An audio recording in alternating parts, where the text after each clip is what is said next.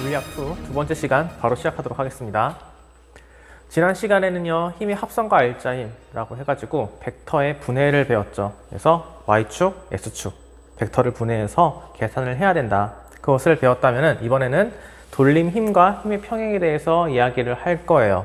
근데 단원명은 무게중심과 안정성이다 라고 나와 있는데, 보시면은요, 오늘 우리가 배워야 하는 게 결국 돌림 힘이다. 그래서 그 회전운동이 무엇인지를 알아야 되는 거고요. 그리고 오늘의 메인 돌림 힘과 토크에 대해서 설명할 수 있어야 합니다.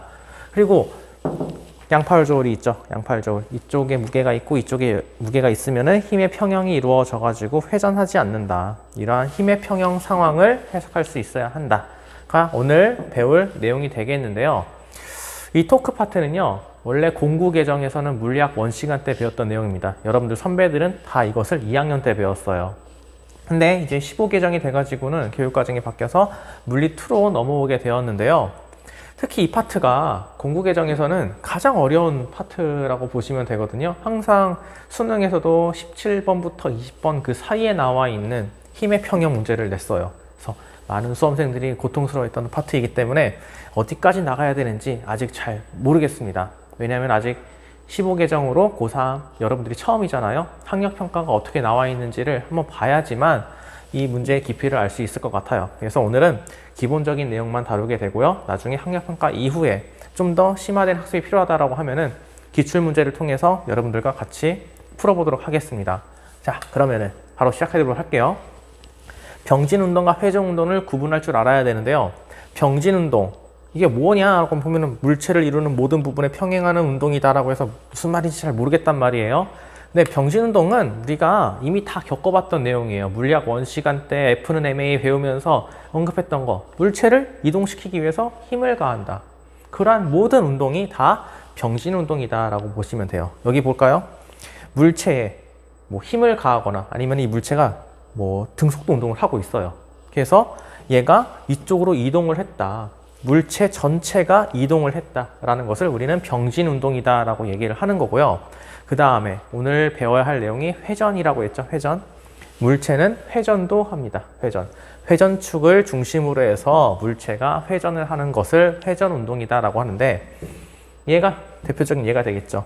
5점을 회전축으로 뒀을 때 이 녀석은요, 이 회전축을 중심으로 해서 회전을 할 수가 있습니다. 이러한 운동을 우리는 회전운동이다라고 하고 병진운동과 구분지어서 해석을 하게 돼요. 그래서 이건 좀 나중에 가서 얘기할 건데, 여러분 이제 대학교 가서 배우게 될 거예요.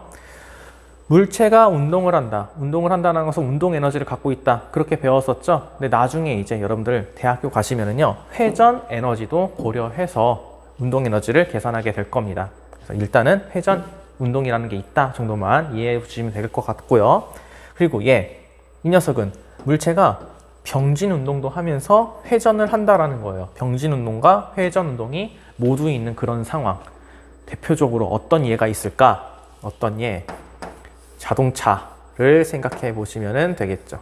자동차, 바퀴 달렸죠? 바퀴 빙글빙글 회전하죠. 회전하면서 앞으로 나아가죠. 그래서 이 바퀴의 운동은 병진 운동과 회전 운동을 모두 갖고 있는 그러한 운동이 돼요. 그래서 대학교 갔을 때는 이 녀석의 에너지를 계산하려고 할 때는 회전 에너지와 운동 에너지를 모두 고려해야 된다. 그런 내용을 이제 나중에 여러분들이 배우게 될 겁니다. 자, 어쨌건 우리는 물리학 첫 시간이니 물리학 2 첫 시간이니까 이거는 뭐 생각할 필요가 없고 회전 운동에 대해서 본격적으로 다뤄봅시다. 회전을 시킨다라는 것은 돌림 힘이 있기 때문에 가능한 것인데요. 이 돌림 힘, 토크라고 얘기를 해요. 토크. 그래서 돌림 힘, 회전축을 중심으로 물체를 회전시키기 위해 필요한 힘이다 라고 얘기를 하는데 얘를 수식으로 쓰면 이런 식으로 표현이 되거든요. 이게 어떤 개념인지를 앞전에 있는 거에 대해서 다시 한번 얘기를 해볼게요. 앞전에 있는 거에 대해서. 자, 회전 운동이라는 것은요, 모든 부분이 회전하는 운동이에요. 그리고 우리 에너지 보존 법칙 배웠었죠. 에너지 보존 법칙. 어떠한 힘을 가하면은 그 에너지로 하여금 물체에게 일을 할 수가 있다. 일을 할 수가 있다라고 얘기했었단 말이에요. 그런데 얘를 한번 봅시다. 회전 운동을 한다. 회전 운동을 한다. 그리고 이 회전 운동의 핵심은요. 동일한 각도만큼 회전을 시킨다라는 것에 의미를 둔다라는 거예요. 근데 A점을 보면은요. A점을 보면은 얘가 회전이 되었을 때 이동하는 거리는 이만큼이 되겠네요. 근데 B점을 보면은 B점은 이만큼 이동하게 돼요. 이만큼. 똑같은 각도를 회전시켰는데 똑같은 회전 운동을 했는데 A점과 B점에서의 이동 거리가 다르다. 뭔가 이상하지 않아요?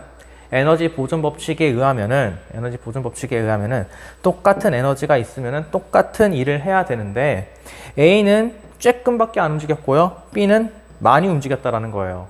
B는 많이 움직였다. 그러면은 얘를 회전시키기 위해서 A를 회전시키기 위해서 들어간 힘 FA라는 것과 B를 회전시키기 위해서 필요한 들어간 FB라는 힘 대소관계를 비교하면 어느 게 더 클까요? 어느 게? 다시 1이라는 것은 FS 코사인 세타다라고 배웠어요. 코사인 세타. 근데 A점은 조금밖에 이동하지 않았고 B점은 많이 이동했다라는 거예요. 그리고 에너지 보존 법칙에 의해서 이때 값은 서로 동일해야 된다. 그렇다면은 이게 성립되기 위해서는 F가 달라야 되는 거고 A의 힘이 더 커야 되겠죠. 이 녀석의 힘의 크기가 더 크다. 그리고 B의 힘의 크기는 작다라는 것을 얘기해주고 있는 거예요. 그래서 이것 전체, 회전을 하기 위해 들어간 힘과 회전축을 중심으로 해서의 떨어진 거리까지 모두 고려한 것을 우리는 돌림 힘, 토크다라고 한다라는 겁니다. 자, 그러면 다시 앞으로 넘어가가지고 얘를 좀 더 이야기를 해볼게요. 돌림 힘, 토크라고 이거예요. 토크는 회전축으로부터 떨어진 거리 곱하기 그 회전축으로 떨어진 거리에서 물체를 밀거나 당기는 데 들어간 힘을 얘기한다라는 겁니다. 그리고 여기 사인 세타가 붙었죠. 사인 세타. 이거에 대해서도 지금 한번 설명해 볼게요. 그림을 보시면은요. 얘를 돌리려고 하는데 도구를 이용해서 회전시킬 거예요. 회전시킬 거다. 그러면은 회전축은 당연히 여기가 될 것이고 지금 돌림 힘의 정의에 따라서 얘한테 이 녀석에게 이제 힘을 가할 건데 그 힘을 가하는 지점이 이쪽이네요. 이쪽. 그럼 여기서 이제 힘을 가하겠다라는 거예요. 회전축으로부터 힘을 가하는 곳까지 떨어진 거리. 여기가 L이다라고 문제에서 지금 주고 있고 그리고 이 녀석이 힘을 가할 텐데 그 힘이 대각선으로 줬네요. 힘을 대각선으로 줘서 여기에 F다라는 힘을 가했다. 그러면은 만약에 여기를 세타라고 뒀을 때 얘를 회전시키려면 어떻게 해야 되는가를 생각해 보자라는 거예요. 그러면은 저번 시간에 F라는 힘이 대각선으로 가해지면은 좌표축을 중심으로 해가지고 나눠야 된다라고 배웠죠? 그래서 나눠보면은 수평 방향, S축 방향으로 가해지는 힘을 보면은 얘는 여기 써있네. F 코사인 세타다 라고 얘기할 수 있고요. 그 다음에 수직 방향으로 가해지는 힘은 F 사인 세타다 라고 얘기할 수가 있어요. 그럼 먼저 여기 S축에 대해서 F 코사인 세타부터 보자라는 겁니다. 우리 목표는요, 물체를 이동시키는 게 아니라요, 물체를 회전시키려고 하는 거예요. 근데 얘를 회전시키려고 하는데 도구를 이렇게 껴놓고 수평 방향으로 힘을 가해요. 뭐 이쪽으로 가하던 혹은 이쪽으로 가하던. 지금 문제에서는 이쪽으로 가하는 거니까 이쪽으로 한번 가해 봅시다. 자, 이쪽으로 막 가해. 얘가 회전할 수 있어요? 회전할 수 없죠. 뭐 운동은 할 수 있겠지. 만약에 이게 고정된 게 아니라고 하면 이렇게 다시 끌려갈 수는 있겠지. 근데 이 녀석은 고정되어 있고 하니까 회전을 할 수가 없는 상황이 된다는 거예요. 암만 힘을 가해봤자 S축으로 가해지는 이 힘은 고려되지 않는다. 그 다음에 수직 방향으로 가한 힘 F 사인 세타, 이 녀석을 볼게요. 이 녀석을 이제 이렇게 잡은 상태에서 위로 힘을 가할 겁니다. 힘을 가하게 되면 이 녀석이 회전을 하겠죠. 그렇죠? 회전을 한다. 우리가 물체를 돌리는 데 필요한 돌리는데 필요한 힘이 있는데 그 힘은 회전축부터 떨어진 거리, 이 거리, 이것을 이제 모멘트 팔이라고 해요. 이 거리와 수직인 방향으로 힘을 가해야지만 물체를 회전시킬 수 있다라고 해서 토크식에 여기 사인 세타가 붙는 겁니다. 사인 세타. 그러면 좀 더 이야기를 더 해볼게요. 돌림 힘은 F의 수직한 방향으로만 힘을 고려한다. 수직한 방향으로만 힘을 고려한다라는 말이고요. 그리고 원래 이 녀석 사인 세타가 왜 튀어나왔냐면은 그냥 이렇게 있는 게 아니라요. 이렇게 있는 게 아니라 얘가 원래 식은 타우는 다 벡터량이에요. 벡터량. 그래서 R 벡터 그다음에 곱하기라고 하는데 일단 곱하기라고 쓰고 이런 식으로 표현을 합니다. 이런 식으로. 모멘트 팔이라고 하는 이 거리도 벡터량인 거고요. 그 다음에 힘 자체도 벡터량이잖아요. 그리고 이 거리의 방향과 힘의 방향이 수직이어야지만 우리가 고려해서 돌림 힘으로 써먹을 수가 있다. 그렇게 얘기해서 얘는 외적을 하는 겁니다. 외적을 할 경우 이 녀석을 계산하게 되면은 이때부터는 이제 비로소 벡터를 고려할 필요가 없게 되는 거고요. 벡터 고려하지 않고 RF 사인 세타 이렇게 쓸 수 있게 되는 거죠. 여기 R이 그냥 여기는 L이라고 적은 것 뿐이에요. 그 차이가 있다. 그래서 사인 세타가 왜 나왔는지는 그냥 우리 직관적으로도 알아볼 수가 있는 거고요. 좀 더 뭐 깊이 따져본다라고 하면은 외적이기 때문에 사인 세타가 나왔다라고 생각해 주시면 될 것 같습니다. 그리고 두 번째 볼까요? 돌림 힘의 방향은 오른나사 법칙으로 정의한다. 어쨌건 이 돌림 힘은요, 벡터량이에요. 벡터량이기 때문에 회전한다라는 것도 방향성을 갖고 있어야 합니다. 그래서 우리는 이걸 어떻게 방향성을 얘기를 하냐? 힘을 가해가지고 회전을 시킬 겁니다. 만약에 이 회전을 시키는데 이 회전 방향이 반시계 방향이다. 반시계 방향으로 회전한다. 그럼 이렇게 감아줄 수 있겠죠. 오른나사 법칙을 감아주게 되면은 엄지손가락이 칠판을 뚫고 나오게 될 겁니다. 이렇게 나오는 방향을 우리는 돌림 힘의 방향이다. 오른나사 법칙을 사용한다. 라고 얘기를 해요. 그리고 이건 약속이라고 볼 수 있는데요. 반시계 방향으로 돌았을 때 이때 돌림 힘의 방향을 플러스로 둡니다. 플러스로. 그리고 만약에 시계 방향으로 돌면은 엄지손가락이 아래로 가겠죠? 아래로. 돌림 힘의 방향은 마이너스로 둔다. 이런 약속이 있어요. 약속이 있는데 뭐 문제 상황에서 거의 다 주거나 아니면은 이 방향성을 고려할 필요 없는 상황도 있으니까 그거는 뭐 깊이 생각할 필요 없을 것 같습니다. 그리고 마지막으로 돌림 힘의 단위는 뉴턴 미터다.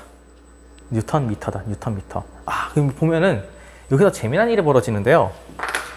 뉴턴 미터다라고 할 때 우리 1에 대해서 배웠잖아. 1을 한번 다시 얘기할 수 있어요. 1은 힘 곱하기 거리 그리고 뭐 코사인 세타다라고 있었는데 코사인 세타는 일단 생략을 하고 이때 단위만 생각해 보면은요. 힘이니까 뉴턴이잖아요. 뉴턴. 그다음에 거리잖아요. 거리. 미터란 말이죠. 에너지의 단위가 뉴턴 미터네. 뉴턴 미터. 그리고 그 얘를 우린 줄이라고 하죠. 줄. 그래. 돌림 힘은 에너지구나. 이렇게 생각할 수 있다는 말입니다. 하지만 얘는 에너지가 아니에요. 에너지가 아니고 얘는 그냥 단위가 뉴턴 미터다라고 생각하는 것이지 얘를 절대로 줄이라고 표현하지는 않습니다. 이거는 그냥 이례적인 약속이에요. 약속. 돌림 힘은 에너지가 아니다. 다만 회전할 때 운동을 해석하기 위해서 도입된 물리량이다 라고 아예 따로 구분지어서 해석해 주시면 될 것 같습니다. 자, 됐어요. 그럼 이 부분은 끝났고 이제 우리가 배웠던 토크를 가지고 문제를 풀어보도록 할게요. 아까 똑같은 상황인데 여기 이제 값을 넣어가지고 계산을 해봅시다. 그림에서 보면은 회전축으로부터 떨어진 힘을 가하는 곳까지의 거리, 이 거리가 30cm다라고 얘기를 하네요. L이 30cm다. L이 30cm다라고 했는데 거리의 기본 단위는 미터죠. 30cm를 미터로 환산하면은 0.3m가 되겠습니다. 그리고 가해진 힘을 가했는데 1N을 가했대요. 1N. 가했구나. 그리고 이때 각도를 90도랑 270도로 가 있을 때 돌림 힘의 크기를 각각 구하시오 라고 합니다. 해보자. 여기다 대입만 하면 되는 거죠. 대입만 하면 되는 거니까 해볼게요. 먼저 첫 번째, 토크를 계산할 건데 세타가 90인 경우를 따져보겠습니다. 세타가 90인 경우. 그럼 계산해보죠. 먼저 거리 0.3, 그 다음 곱하기 힘을 곱해야 돼. 1이네. 1. 그 다음에 사인 90도. 사인 90도. 90도 뭐죠? 사인 90도? 1이잖아요. 1. 그냥 생략을 할게요. 오케이. 생략을 해서 이때의 돌림 힘의 크기는 짝짝해서 0.3이네. 0.3 단위 뉴턴 미터다.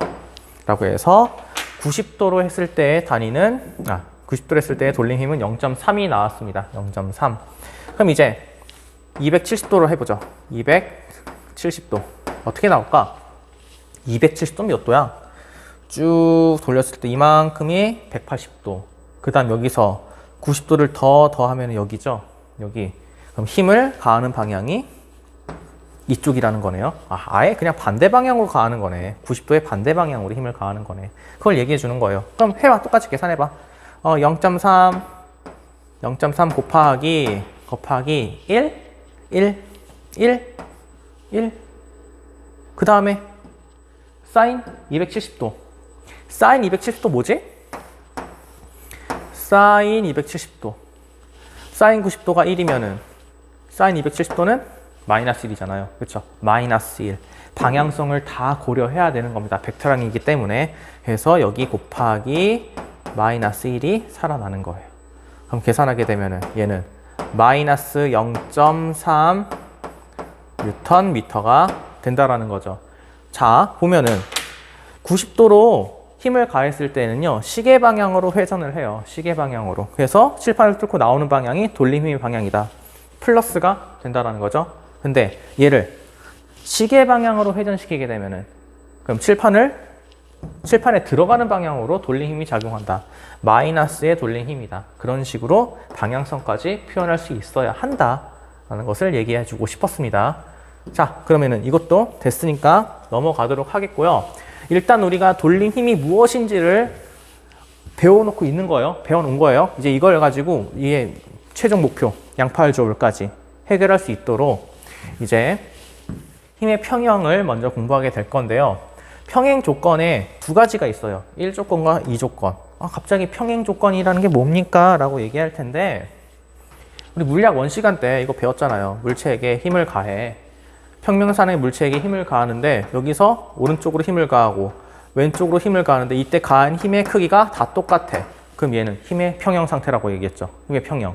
그리고 이런 식으로 힘을 가해서 물체를 이동시키는 것은 병진운동, 회전운동 어느 거라고 얘기했죠? 물체 자체가 이동하는 모든 운동을 다 우리는 병진운동이라고 얘기했죠? 병진운동. 그렇기 때문에 제1조건을 보면은 R자임이 0인 상황, 힘의 합력이 0인 상황, 그 상황을 얘기하는 거는 병진운동에서의 힘의 평형을 얘기하는 것이고요. 그 다음에 제2조건을 보면은 물체에 작용하는 돌림 힘의 합이 0이다. 돌림 힘의 합이 0이다. 예를 들어 봐봐. 양팔저울. 얘가 시계 방향으로 돌려고 해요. 시계 방향으로. 그럼 이렇게 돌려고 하겠죠. 얘를 저지하기 위해서는 여기 여러분들 입장에서는 오른쪽인가요? 오른쪽은 얘는 반시계 방향으로 돌아야 되겠죠. 두 개의 돌림 힘이 서로 반대 방향이어야 되고, 그리고 이때 크기가 같으면은 돌림 힘의 합이 0이 될 수가 있다. 그래서 물체는 회전하지 않게 된다라고 해서 얘는 회전 운동을 다루는 겁니다. 회전 운동. 그래서 이렇게 물체의 평형 조건에 대해서 얘기를 할 수가 있고요. 병진 운동은 우리가 마르고 닳도록 물리학 원시간 때 얘기를 했으니까 얘는 넘어가도록 하고, 회전 운동에 대한 평형 조건, 제2 평형 조건을 가지고 문제를 풀어보도록 하죠. 시소 상황인데요. 시아라는 사람이 여기 3m예요. 잘 안 보일 것 같아서 써볼게요. 3m 떨어져 있고 받침점으로부터 3m 떨어져 있다는 말이고요. 그 다음에 미루라는 사람은 받침점으로부터 2m 떨어져 있대요. 이 상태에서 시소를 타고 있는데 시소 위에서 평형을 이루고 있다. 회전하지 않고 평형을 이루고 있다라고 하면은 이때 돌림 힘의 합이 몇이라는 거죠? 돌림 힘의 합. 토크가 이때 지금 토크는 빵이라는 거죠. 빵. 그래서 이 빵이라는 것은 뭐냐? 시야가 만들어내는 돌림 힘과 그다음에 미루가 만들어내는 돌림 힘의 합이 지금 빵이다라는 겁니다. 빵이다. 그래서 지금 문제에서 묻고 있는 거는 시야의 체중이 400N일 때, 시야의 체중이 400N이래. 이것도 써볼까? 400N이면은 중력 가속도를 10m/s 제곱으로 봤을 때 얘가 40kg라는 거네요.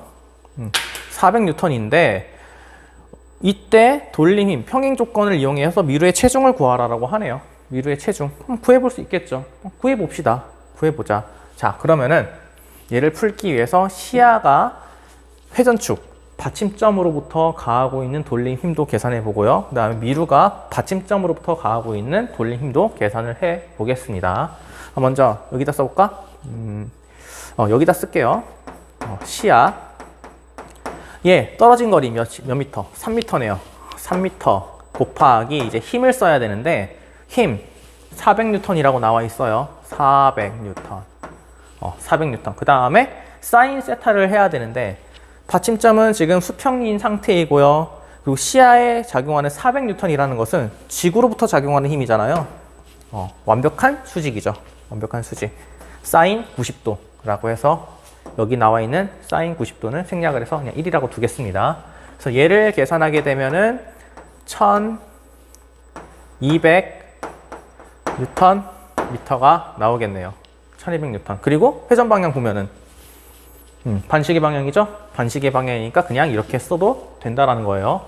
그럼 이제 미루 계산해 보자. 미루 떨어진 거리 2m. 그리고 이 녀석의 무게를 계산해야 되는데 아직 몰라요. 얘 무게를 S라고 두자. 모르니까 S다. 그럼 S라고 두자. 그 다음에 얘가 무게가 작용한다는 것은 얘도 마찬가지로 지구가 끌어당기는 힘이기 때문에 아래로 작용하겠죠. 그러면은 받침점으로부터 가해지는 이 돌림 힘의 방향은 회전 방향이 시계 방향이기 때문에 칠판을 뚫고 들어가는 방향이겠네요. 칠판 뚫고 들어가는 방향. 그래서 여기 마이너스 1이 살아나야 된다. 그래서 얘를 적게 되면은 마이너스 2S가 되겠네요. 마이너스 2S. 그럼 이제 여기다가 대입을 해볼까요? 돌림 힘의 합이 빵이야. 빵인데 계산해 보면은 시야 1200 플러스인데 여기 마이너스가 붙었으니까 그냥 마이너스 2S다. 이 녀석이 빵이 나와야 된다. 단순한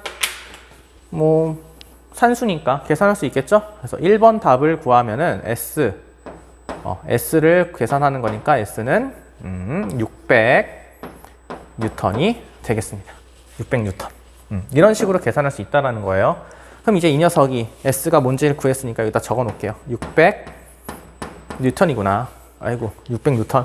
그럼 두 번째 문제. 받침점에 작용하는 힘은 얼마인가? 받침점에 작용하는 힘.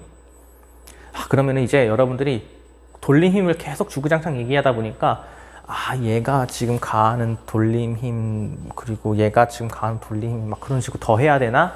그런 생각을 하실 거란 말이에요. 근데 평행 조건을 따져봤는데 이미 얘는 회전하지 않고 있어요. 회전을 하지 않으니까 이제 이 돌림 힘에 대해서는 생각할 필요가 전혀 없는 거고 온전히 받침점에 작용하는 힘은 얼마인가? 이것을 묻는 것은 받침점이 지금 떠받치고 있는 무게가 몇이냐? 이걸 묻고 있는 겁니다. 떠받치고 있는 무게. 근데 시소의 무게는 생략을 하네요. 문제에서 생략을 하고 있고 시야는 무게가 400N, 미루는 무게가 600N이니까 그냥 얘네들을 더해주면 된다라는 거죠. 400 더하기 600은 1000N이겠네. 1000N이겠네. 그냥 이렇게 얘기할 수 있다라는 거예요. 간단하죠, 그렇죠? 그러니까 1번, 2번은 약간 이제 여러분들 헷갈리게 하려고 만들어낸 문제다라고 생각해 주시면 될 것 같아요. 다음에 3번 시야와 미루를 각각 회전축으로 했을 때 돌림의 합을 비교하라. 각각 회전축으로. 자, 이거는 좀 중요합니다. 이제 여러분들이 힘의 평형과 관련된 문제를 풀 때 이 세 번째 문제의 개념을 적극적으로 활용해야 돼요. 일단은 엄청 쉬운 문제예요. 여러분들한테는 이제 처음 도입하는 거니까 나중에 될 때는 얘를 기본으로 깔고 복잡한 문제를 해결해야 된다. 그러니까 매우 중요하다라는 겁니다. 자, 좀 낙서가 됐었으니까 낙서된 건 좀 지우고 그리고 아예 그냥 지우고 다시 할게요. 네, 지우고. 자, 먼저 시야는 3m 지점에 있었는데 이때 가해지는 힘의 크기가 400N이다 라고 얘기를 했어요. 그리고 여기 미루는 2m 지점에 있는데 이때 가해지는 힘의 크기가 600N이다 라고 얘기를 했죠. 오케이, 됐어. 끝이 아니고 받침점에 작용하는 힘은 얼마인가 했을 때 1000N이 나왔잖아요. 그쵸? 그래서 이 받침점은 얘네들의 무게로부터 지금 1000N의 힘을 받고 있습니다. 힘을 받았으니까 얘는 그쪽 힘을 받은 방향으로 운동을 해야 되겠죠. 운동을 해야 돼. 아래로 내려가야 돼. 근데 지금 시소가 땅을 뚫고 들어가요? 안 들어가잖아. 왜 안 들어갈 수 있겠어? 지면이 받침점을 떠받들어 주고 있으니까. 그렇지. 지면이 받침점을 떠받치고 있으니까 받침점이 땅을 뚫고 들어가지 않을 수가 있다. 그럼 이때 떠받치는 힘을 뭐라고 하냐? 수직항력이다 라고 해서 받침점은 위쪽 방향으로 받침점은 위쪽 방향으로 자신이 떠안고 있던 무게 1000N을 그대로 수직항력 N으로 작용돼서 위쪽으로 1000N을 받고 있는 거예요. 자, 운동 다 분석을 끝냈죠. 그럼 이제 이 상태에서 시야와 미루를 각각 회전축으로 했을 때 돌림 힘의 합을 구해봐라 라는 겁니다. 그럼 해볼게요. 먼저 시야가 미루를 회전축으로 회전한다면 이때의 돌림 힘은 몇이 나오냐? 한번 볼게요. 이때의 돌림 힘 한번 여기다 계산해 볼까? 이게 도대체 뭐가 나올지 모르겠는데 토크를 계산해 보면은 시야와 미루 떨어진 거리 5m가 되겠죠? 5m 곱하기 그 다음에 가해진 힘 보니까 400N이네요. 400N에 그리고 얘는 시계 방향이니까 지금 반시계 방향이니까 플러스로 둔 겁니다. 얘를 플러스로 뒀어요. 그 다음에 또 계산해 보려고 하는데 얘기 있네. 얘 받침점 수직항력 때문에 위쪽으로 작용하는 힘 얘도 따져봐야 되겠죠. 더하기 받침점의 지금 회전 방향을 보니까 시야와 반대 방향이에요. 시계 방향으로 회전하니까. 그래서 얘는 더하기 하지 말고 마이너스로 합시다. 마이너스 그리고 이때 떨어진 거리는 2m 곱하기 그 다음에 가해진 힘 1000 됐죠? 오케이. 자, 그 다음에 어쨌건 미루가 회전축이란 말이에요. 회전축인데 미루의 무게도 있네. 미루의 무게도 있으니까 얘도 계산해 봐야 되겠지. 계산해 보자. 근데 계산해 보려고 하는데 시야와 방향이 동일하니까 플러스로 두면 되겠네요. 플러스 그리고 떨어진 거리 없네. 그렇지. 회전축에 존재하는 무게이기 때문에 떨어진 거리가 없어요. 떨어진 거리가 없으니까 얘는 빵. 그럼 이때 뭐 무게가 있던 무게 600N을 곱하던 말던 얘는 빵. 고려할 필요가 없다라는 거죠. 그쵸? 고려할 필요가 없다. 그럼 이게 다예요. 이게 계산해봐요. 5, 4, 2, 10 빵이죠. 회전하지 않는다. 왜? 처음 문제를 풀었을 때 애초에 얘는 평행 조건을 만족하고 있었어요. 돌림 힘에 평형이 되어 있는 상태이기 때문에 돌지 않아요. 그래서 회전축을 어디로 잡냐에 상관없이 어디로 잡던 간에 이때의 돌림 힘의 합은 무조건 다 동일하게 나와야 합니다. 동일하게 나와야 됩니다.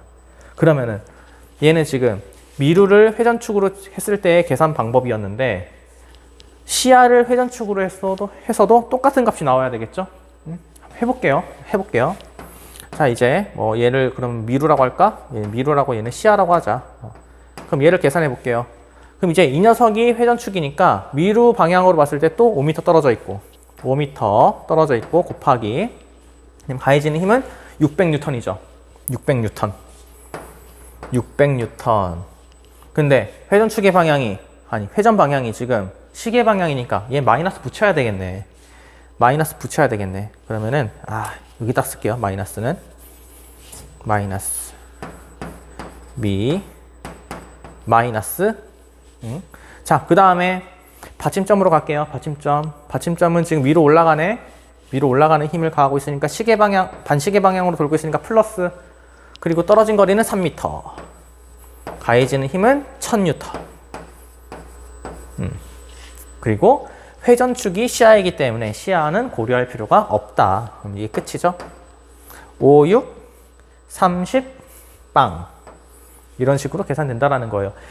그럼 이제 우리는요, 토크, 돌림힘을 배웠어요. 그것 때문에 물체가 회전을 한다라는 걸 알고 있고요. 그리고 회전을 할 때 회전축으로부터 양쪽에 있는 돌림힘이 방향이 다르고 크기가 같으면은 얘는 평형에 놓이게 된다. 회전을 하지 않을 수 있다라는 것까지 배웠단 말입니다. 그럼 이제 무게 중심에 대해서 이야기를 해보도록 할게요. 우리가 무게 중심을 알아야 되는 경우는 왜 그러냐? 아까 우리가 문제를 풀 때 시소의 질량을 무시했던 거 기억나시나요? 시소의 질량? 그걸 무시했단 말이에요. 근데 만약에 얘를 무시하지 않고 시소의 질량이 뭐 3kg이다 라고 주어졌으면은 어떻게 문제를 풀어야 되는가? 그거에 대해서 고민해 보자라는 겁니다. 그럼 만약에 받침점이 여기에 있어요. 여기에 있어가지고 이때 받침점으로부터 여기까지 떨어진 거리가 1m. 그리고 받침점으로부터 여기까지 떨어진 거리가 만약에 뭐 3m다. 라고 두면은 이 녀석이 작용하는 돌림 힘이 어떻게 되는가? 계산을 할 수 있어야 되겠죠. 어떻게 해야 될까? 어떻게 해야 될까? 시소의 질량이 어떻게 분포가 돼가지고 돌림 힘으로 작용을 할까? 그걸 아직 모른단 말입니다. 그래서 우리가 무게중심이라는 개념을 알고 있어야 되는 거예요. 자, 봐요. 아까 그 시야였죠? 시야가 회전축이 되어가지고 돌림 힘을 만들어낼 때 만약에 시야가 회전축이었으면은 회전축과 같이 있는 시야의 무게 400N은 무시를 할 수 있었죠. 그쵸? 무시를 할 수 있어가지고 얘의 돌림 힘은 계산하지 않았었어요. 그거와 마찬가지로 만약에 받침점을 어디다 둘 건데 그 받침점이 이 시소의 무게가 쏠려있는 어느 한 점에 쏠려있는 그 지점이다라고 두게 되면은 이 녀석의 돌림 힘은 없게 되겠죠. 그래서 그렇게 해서 회전을 하지 않는 곳, 얘의 막대도 분명 질량 중심이 있을 거예요. 무게 중심이 있을 거예요. 그때 내가 받침점을 뒀을 때 얘가 회전하지 않는 그 지점을 찾는다면은 그곳이 바로 무게중심이 된다라고 볼 수 있다라는 겁니다. 그래서 일반적으로 이렇게 시소의 질량이 놓여 있을 때 시소의 질량 분포는 동일하다라는 그런 가정이 있을 때 시소의 무게중심은요 중앙이 되는 거고요. 중앙이 되는 것이고 그러면은 여기부터 여기까지의 거리가 2m가 되겠네요. 그렇죠? 2m. 그래서 회전축으로부터 그러니까 받침점이 여기 있으니까 이 받침점으로부터의 거리는 1m가 된다. 그리고 만약에 중력 가속도가 10m/s 제곱이다 라고 뒀으면은 이 시소 질량 때문에 작용하는 무게는 아래쪽으로 작용하는 무게는 30N이 되겠죠. 그렇죠? 그럼 이제 돌림 힘을 계산할 수가 있는 거야. 돌림 힘 계산해 볼게요. 토크는 떨어진 거리 1m 곱하기 30N. 굳이 방향성을 고려한다라고 하면은 받침점으로부터 지금 반시계 방향으로 돌고 있기 때문에 플러스 값이 되겠죠. 그래서 이게 돌림 힘의 값이 되는 거예요. 그럼 나머지 이쪽은 어떻게 됩니까? 여기 무게 중심으로 무게를 계산했기 때문에요. 이 나머지 구간들은요. 싹 다 무시해도 되는 겁니다. 싹 다. 얘를 다시 표현해 볼까요? 얘를 다시 표현해 보면은 시소의 무게를 무시하는 그 문제 그대로 따라가고 받침점이 여기 있는 상태에서 이곳에 30N의 힘이 가해지고 있는 이러한 문제와 똑같은 겁니다. 똑같이 해석이 가능하다. 그래서 이런 식으로 해서 무게 중심을 고려해서 계산할 줄도 알아야지 우리의 마지막 최종 목표 시소의 평행 조건을 찾아낼 수가 있다라는 겁니다. 그래서 무게 중심을 언급한 거고요. 이 무게 중심이 이걸로 끝나면 참 좋을 텐데 교육 과정상 무게 중심의 안정성을 언급하고 끝나게 됩니다. 무게 중심의 안정성. 얘는 뭐냐? 그렇게 또 어려운 건 아니고요. 만약에 이런 네모난 상자가 있는데요. 얘를 경사면에서 점점점 경사면의 각도를 키우다 보면 언젠간 얘가 쓰러지겠죠. 그렇죠? 쓰러질 건데 마찰력이 엄청 높은, 여기에 대해서 마찰력이 엄청 높은 지면이라고 칩시다. 그럼 얘는 미끄러져서 떨어지지 않을 거고 계속해서 경사면 높이다 보면은 얘는 이렇게 쓰러지겠죠. 회전을 하면서 쓰러지겠죠. 이 녀석도 회전을 하면서 쓰러질 거란 말이에요. 근데 이 녀석의 무게중심이 여기에 있으면은요, 여기 이렇게 있으면은, 여기 있으면은 회전축이 이쪽 P점이 되겠죠. 회전축은 P점. 얘도 무게중심에 대해서 무게가 이렇게 쏠리고 있다라고 하면은 회전축이 여기 있단 말이에요. 여기. 근데 만약에 이 물체는 꼭 이렇게만 쓰러지라는 법이 있어요? 이렇게도 쓰러질 수 있겠죠? 얘도 이렇게 쓰러질 수 있겠죠? 이렇게 쓰러졌을 때에는 회전축이 또 여기가 될 수 있어요. 또 얘도 여기가 될 수 있다라는 겁니다. 여기가 될 수 있다. 그럼 볼게요.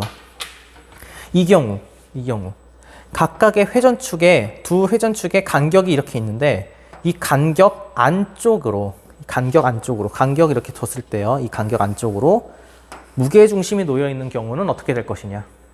무게중심 있는 경우, 이 경우. 그럼 이 경우에는요. 얘의 무게중심이 아래로 쏠리게 되니까 이 지면을 맞닿게 되겠죠. 이 지면을 누르게 될 거란 말입니다. 여기를 누르게 되니까 얘는 어떠한 힘이 작용하게 될까요? 물체가 아래쪽 방향으로 경사면을 누르게 되니까 경사면은요, 얘를 떠받치기 위해서 수직항력을 가해 줄 겁니다. 수직항력을 가해 줄 것이다. 해서 수직항력을 보시면은요, 이 경사면의 회전축이 지금 여기란 말이에요. 그래서 얘와 이 수직항력은 서로 수직이다. 그래서 돌림 힘이 만들어져요. 근데 반면에 얘는 뭐 대각선이겠지. 대각선으로 지금 이 경계면에 대해서는 대각선이잖아요. 그래서 이때 벡터 분해를 하게 되면은 이쪽으로 힘이 만들어질 거고 이쪽으로 힘이 만들어질 것이다.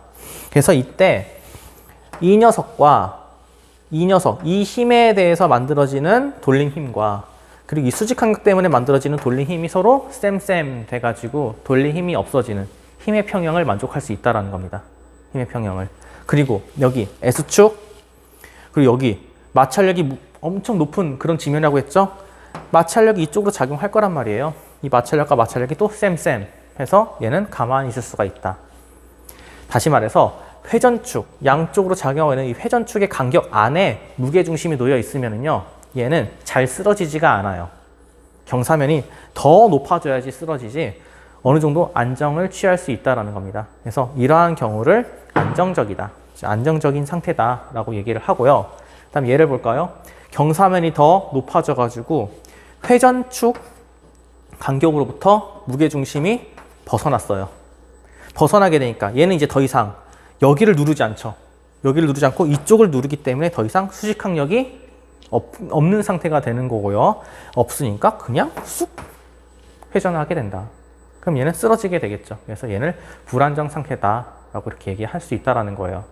그래서 회전축 사이 안쪽에 무게중심이 있어야지 안정적이다. 쓰러지지 않을 수가 있다라고 여러분들이 기억해 주시면 될 것 같고요. 다음 마지막으로 얘는 그거지. 얘는 아까 얘기한 거 있죠? 수직항력이 어떻게 작용하는가?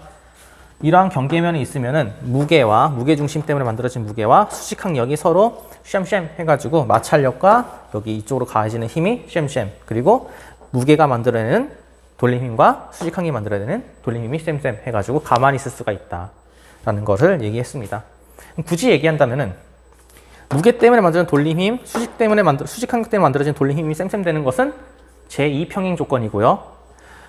S축 방향으로 가해지는 이 무게 때문에 S축 방향으로 가해지는 이쪽으로 가해지는 힘과 마찰력이 서로 쌤쌤 되는 것은 제1평행 조건이라고 할 수 있겠죠. 병진 운동의 평행 조건, 그 다음 얘는 회전 운동의 평행 조건. 그렇게 얘기할 수 있다는 거예요. 오케이, 됐어요. 이제 마지막 이거에 관련된 예제 하나만 풀고 끝내도록 하겠습니다. 보시면은요, 그림과 같이 A, B, C, D 자동차가 놓여 있다. 근데 A와 B 같은 경우는요, 무게중심이 같은 높이에 있는 상황을 얘기하고 있는 거고요. 그 다음에 C와 D는 C는 무게중심이 높은 곳에, D는 무게중심이 낮은 곳에 있는 경우를 얘기해주고 있어요. 그리고 보면은 자동차가 어느 게 더 안정하냐 그걸 묻는 문제인 건데, 자동차 운전하다 보면은 이쪽 이렇게 기울어져 가지고 전복이 될 수 있잖아요.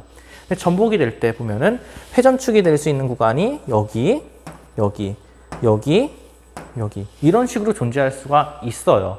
그럼 아까 무게중심 얘기했던 것처럼 지면으로부터 수직선을 그으고 지면으로부터 수직선을 그어보면은 A 같은 자동차 같은 경우는 두 회전축 사이 간격이 넓죠. 근데 B는 좁아요. 그럼 이때 어느 게 더 안정적이냐? 어떻게 할 수 있을까? 한번 자동차를 진짜 기울어 봅시다. A라는 자동차가 있는데 회전축이 여기에 있다고 합니다. 아이고. 와, 어제도 이랬는데 무게중심이 여기 있대요. 그럼 이 상태에서 기울어 봐요. 쭉 기울어 보는데 얘는 이만큼 기울어져야지 이제 전복이 되겠네요. 이만큼 기울어져야지. 근데 B는 이만큼만 기울어져도 바로 전복이 된다라는 거예요. 회전축의 간격이 넓으면 넓을수록 더 안정적이다라는 말이 되겠죠. 그래서 A가 더 안정적이다라고 얘기할 수 있을 거고요. 그 다음에 C와 D를 비교해 봅시다. 얘 같은 경우는 두 회전축의 간격이 동일한 상황이에요. 회전축의 간격이 동일한 상황. 근데 무게중심이 C는 높고 D는 낮네요. 그럼 C의 무게중심이 여기 있다라고 치고 돌려볼게요. 얘 같은 경우는 이만큼만 기울어졌는데 바로 전복이 되는 상황이 되는 거고요. D 같은 경우, 여기 있네, 여기. 이 상태에서 이만큼 기울어져야지 전복이 되는 그런 상황이 된다라는 겁니다. 그래서 얘기하고 싶은 건 뭐냐? 안정적이다라는 것은 회전축 사이의 간격이 넓으면 넓을수록 안정적이다. 그리고 무게중심이 낮은 곳에 있어야지 안정적이다라고 얘기할 수 있다라는 겁니다. 그래서 건물을 지을 때도 건물이 만약에 이렇게 지어졌어요. 지면으로부터. 그럼 얘는 무게중심이 위쪽에 있으니까 쉽게 무너지겠죠. 근데 반면에 무게중심이 아래쪽에 있는 건물을 짓게 되면은 얘는 쉽게 무너지지 않게 되겠죠. 그래서 안정적이다. 이렇게 표현할 수 있다라는 겁니다.